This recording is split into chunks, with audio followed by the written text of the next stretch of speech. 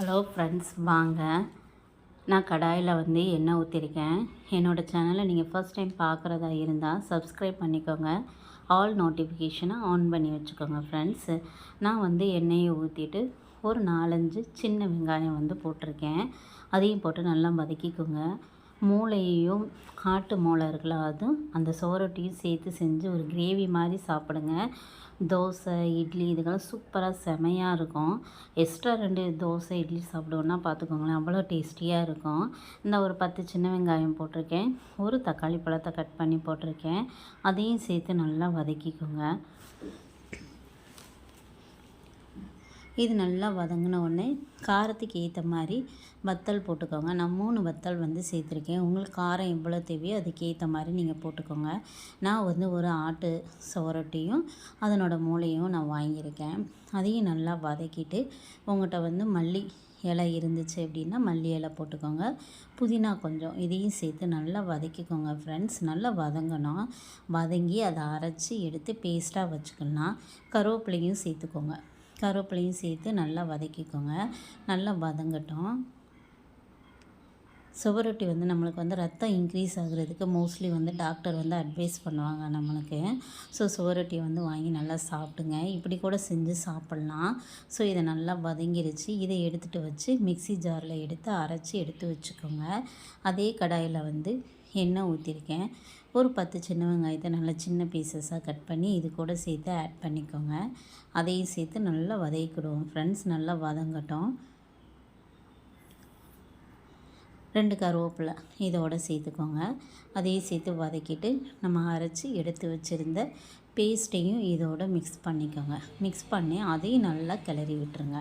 அந்த பச்சை வாசனை போகணும். ஆல்ரெடி நம்ம வதக்கி தான் அரைச்சி எடுத்து வச்சுருக்கோம்.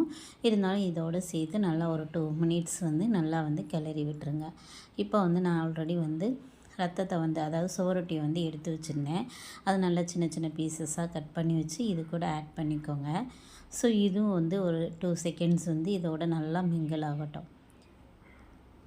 ஆட்டு மூளை இருக்குங்கள, அதையும் எடுத்து வச்சுக்கோங்க. அதையும் இதோடு சேர்த்து ஆட் பண்ணிக்கோங்க. அதையும் சின்ன சின்ன பீசஸாக கட் பண்ணிக்கோங்க. இல்லாட்டி நீங்கள் கையில் இப்படி இது பண்ணாலே அது வந்துடும். ஸோ அதையும் இதோடு சேர்த்து மிக்ஸ் பண்ணிவிட்டு நல்லா கிளறி விட்டுருங்க. ஒரு டேஸ்டியான ஒரு கிரேவி கிடைக்கும். நல்லாயிருக்கும், சாப்பிட்றதுக்கு செமையாக இருக்கும். ட்ரை பண்ணி பார்த்து சாப்பிட்டு பாருங்கள். நீங்கள் மறுபடியும் நீங்கள் இதையே ட்ரை பண்ணி சாப்பிடுவீங்க.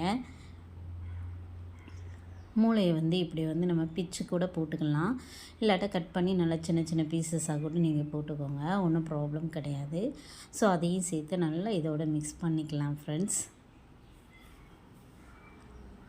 அந்த மூளை இதோடு சேரும்போது ஒரு கிரேவினஸ் அதிகமாக கொடுக்கும். அதனால தான் மூளையும் இதோடு நம்ம சேர்க்குறோம். தனியாக சுவரொட்டியை சாப்பிட்றதோட இப்படி மூளையும் சேர்த்து இதோட மிக்ஸ் பண்ணி சாப்பிடும்போது ஒரு கிரேவினஸ் கிடைக்கும்போது சூப்பராக டேஸ்டியாக செமையாக இருக்கும். ஸோ நல்லா கிளறி விட்டுருங்க ஃப்ரெண்ட்ஸ். கிளறி விட்டுட்டு லைட்டாக தண்ணி ஊற்றி க்ளோஸ் பண்ணி வச்சுருங்க. ஏன்னா இது கிரேவி தான் நம்மளுக்கு அதனால லைட்டாக தண்ணி ஊற்றி இதை க்ளோஸ் பண்ணி வச்சுருங்க. க்ளோஸ் பண்ணி வச்சுட்டிங்க அப்படின்னா ஒரு டேஸ்டியான சுவரொட்டி மூளையும் சேர்த்த ஒரு கிரேவி ரெடி ஆயிரும் ஃப்ரெண்ட்ஸ். இதுக்கு தேவையான மசாலா ஐட்டங்களை நம்ம அதுக்கப்புறம் ஆட் பண்ணிக்கலாம். இப்போ லைட்டாக அது மிங்கிள் ஆயிடுச்சு. இந்த இப்படி லைட்டாக அதை சுற்றி லைட்டாக அப்படியே கொதிக்கும்போது இதுக்கு தேவையான மசாலா ஐட்டம் நம்ம சேர்த்துக்கலாம். தேவையான அளவு உப்பு போட்டுக்கோங்க. சால்ட் எவ்வளோ தேவையோ அதை ஆட் பண்ணிக்கோங்க. ஆட் பண்ணிவிட்டு அதையும் மிக்ஸ் பண்ணிக்கலாம்.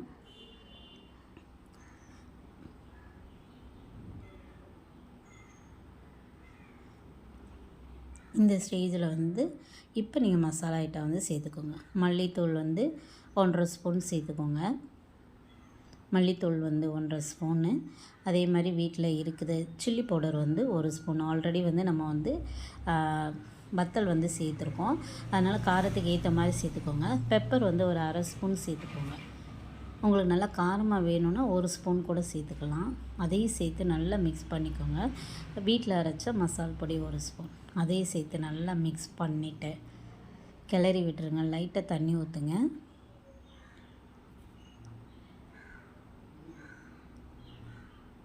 நல்லா மிக்ஸ் ஆயிடுச்சு. இந்த ஸ்டேஜில் வந்து லைட்டாக தண்ணி ஊற்றிட்டு அதை வந்து கொதிக்க விட்டுருங்க ஃப்ரெண்ட்ஸ்.